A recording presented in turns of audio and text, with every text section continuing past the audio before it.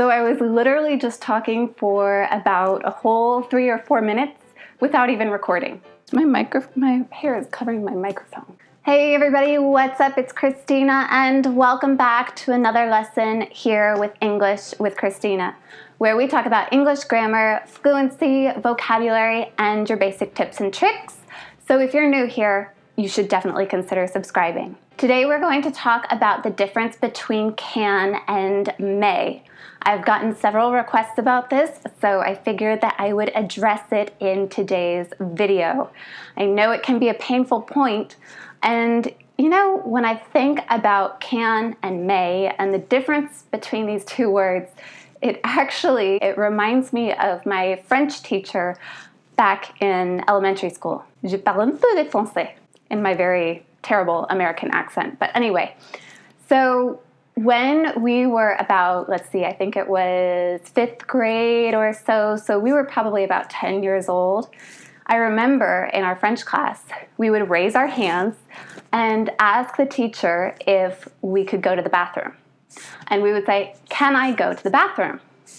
And instead of telling us yes or no, yes you can, no you can't, our French teacher would get very upset with us and she would say, "Well, I don't know, can you?" "I don't know, I'm sorry, I'm asking you, I don't know." So her point was, yes, of course you can. You have the ability to go to the bathroom, so you should know the answer to that question. But what she really wanted us to ask her was, may I go to the bathroom? May I use the restroom? Instead of, can I use the restroom? Let's talk first about the word can. Can is used to express that somebody has the ability or is capable of doing something. So, for example, you could say, "I can speak English." Or someone could ask you, "Can you speak English?"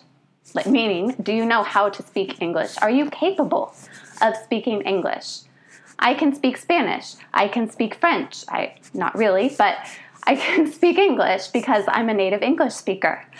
So, can you do something? Are you able to do it? Can you work well on a computer? Can you talk to people professionally at your job? Can you work on a project for a very long period of time without losing your concentration?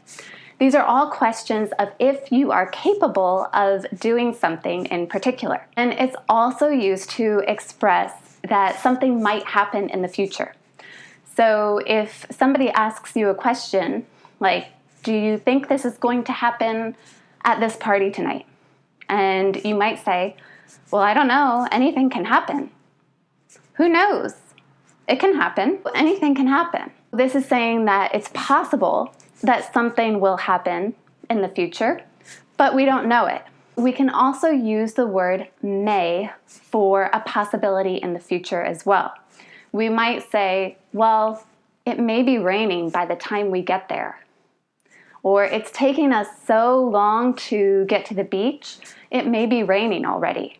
There might not be any point in going because it may be raining by the time we get there." So may and can are both used to express a future possibility.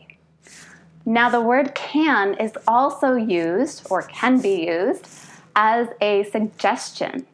So for example, let's say you are upset about something at work and you're talking to your coworker about it.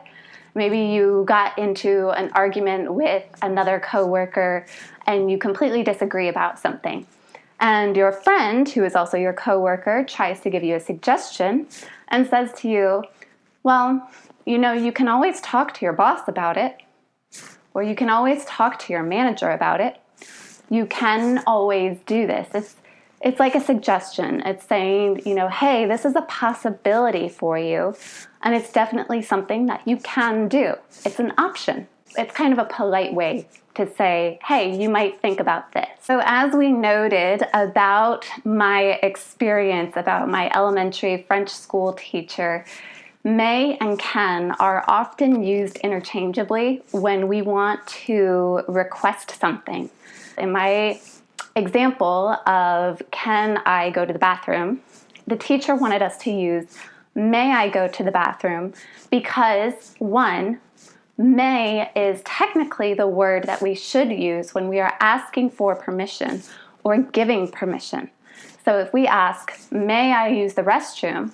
Then technically the response should be, yes, you may. Now, this doesn't always happen because when was it exactly? I think it was around the end of the 18th century, around the beginning of the 1900s, that the word can started being used more frequently along with the word may. So they started to become more interchangeable. The biggest difference is that can is actually more informal. So of course, when you're younger, you're used to speaking more informally. But as you get older, you might start using the word may a little bit more, especially in formal situations like in the workforce. If you want to say you're at your job and you're talking to your boss and you want to say, may I use your pencil? Or may I, if you want to take something. May I take this for just a second? This word may, one, is technically the word that we should be using to ask someone for permission. And two, it's also more formal. Now again, most of the time, well, I won't say most of the time, but very frequently the word can is used when some people would argue that we really should use the word may. One more note that I want to make about the word may is that it's also often used to express your wishes or desires, usually for somebody else. So, for example, if we are at a party, let's say it's a graduation party, or somebody got a promotion at work, or something that you are celebrating and congratulating someone else for, you could say to them, may you achieve great success in everything that you do. This is basically saying, I hope that you achieve great success in all that you do. You're telling them, I want this for you, and I hope that this happens. Another example we could use is, let's say if you are at a wedding, there's a couple getting married, and you tell them, may your love last forever.